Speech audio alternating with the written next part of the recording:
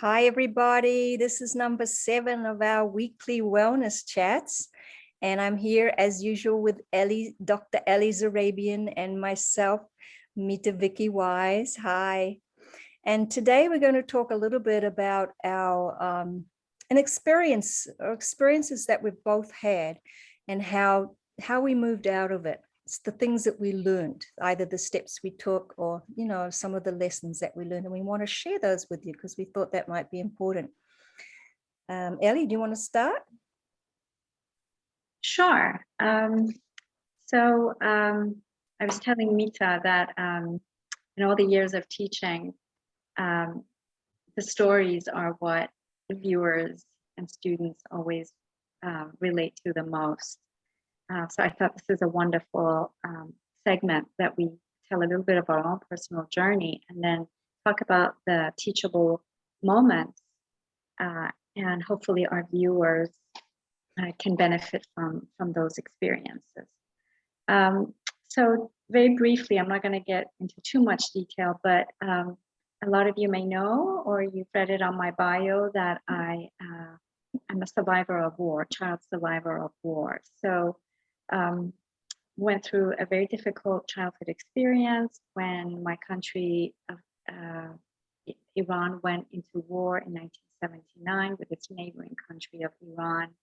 And we had to pack our bags overnight and flee the country for survival. And we landed in Great Britain as refugees.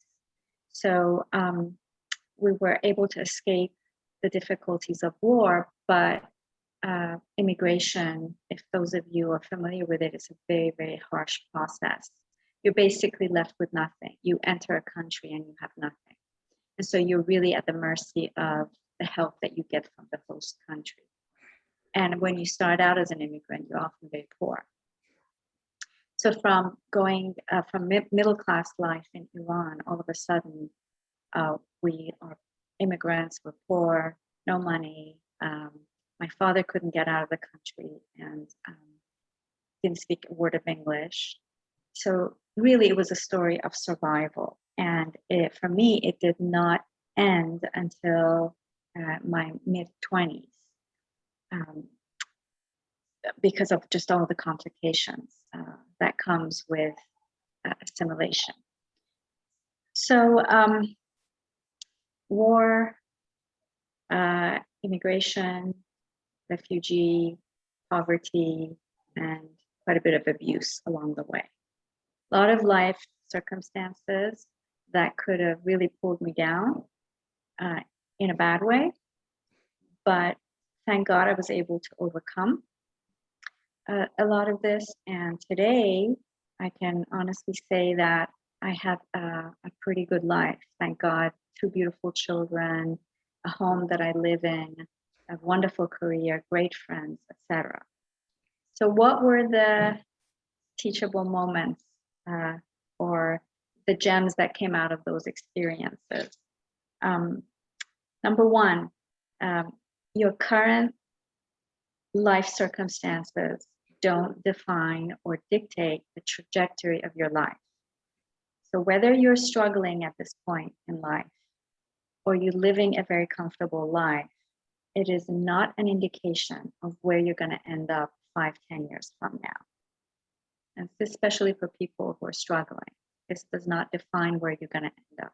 You can have a totally different life in 10 years. Number two, the totality of whatever life experience, the totality of who you are as a human being is not defined by the specific parts or the segments of your life. So if you, for example, if you faced abuse in your life and you think you're somehow damaged in some way, that is not true.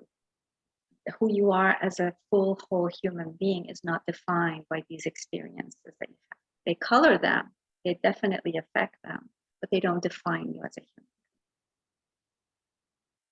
human. Therefore, you can move on and have a great life. You don't have to be stuck in the trauma.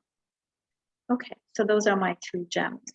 I'll turn it back to you, Mitta, and have you share. Beautifully said. That was beautifully said, Ellie. I love that, particularly that last one that you said about that doesn't define you, but it does color and affect you, but it doesn't define you. That was beautiful. Well, it's interesting because I too have a story that involves coming to this country. So Ellie and I, are both from different countries. So in my 20s, I came to an event in the USA. I scraped up some money and I came to an event and I had a return. I'm from New Zealand, but I was living in Australia at the time. And I had a return ticket to go back to Australia, but somewhere deep inside of me, it was just such a strong feeling that I had to remain in the United States, that that's what I was meant to do.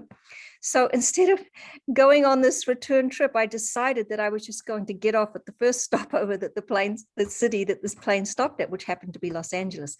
So I got off the plane. I only had $200 in my pocket. I was a shy girl from New Zealand who didn't really know how to survive in a big city, particularly like Los Angeles. I had just been living on meditation centers. So plonk, here I was in LA, and yes, I crashed for a while. I really did. I was homeless for a while. Truly homeless, and I did not know how to survive, and I didn't know people here. I didn't know many people here to sort of ask friends and things like that. So I did crash. I was homeless for a while. Really terrible time, right? You feel sort of like abandoned, you feel alone, very alone, afraid, things like that. But as Ellie said, these phases, no matter how horrible they are, there's a story. I'm not going to say it now. We don't really have the time, but there is a story, and some of you will know the story. So, and the end says, "This too shall pass." So it's true. Whatever event, whatever phase of life you're going through, whatever it is, there's just that clinging on to that possibility and knowing that this too shall pass. So some of the things that I learned real quick, I'm just going to read them because I wrote them down. I had the same one as Ellie. The present does not, your past does not define your present circumstances, and you can start today. And that was the same one as Ellie that I also have. The other one was don't beat yourself up and don't live in shame. I did for a while, and I'm sure Ellie did too, but it doesn't help. You learn to let it go, forgive yourself, love yourself, forgive others if you have to, and try to move forward. The other thing was have a deep appreciation for what you have. Even if you don't have the fanciest house yet, or the way ahead isn't clear for you yet, or you're in a specific situation which is really not good, just have know that you can take those action steps, that at some point you dig deep and you take some action steps, but know that also have a really deep appreciation that that you have yourself, that whatever you do have in life, you have a deep appreciation for it, and have hope, cling to possibility, even in despair or times of transition. Remember, again, this too shall pass. And just have a buddy. Sometimes it helps to have a buddy or an accountability partner or an encourager, someone on your team, or a therapist, or someone who can teach you self-care, those kinds of things, so that you can learn new skills for new situations and you can develop an ability to adapt to change.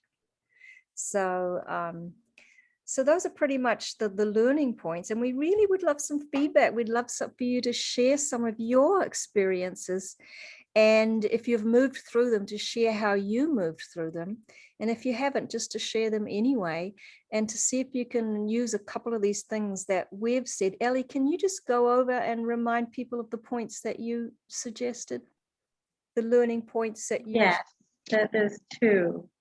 Your current circumstances don't define the direction of your life. Just because you're struggling today, maybe because of COVID, health issues, financial issues, family issues, it doesn't mean that that's the way your life is going to be forever.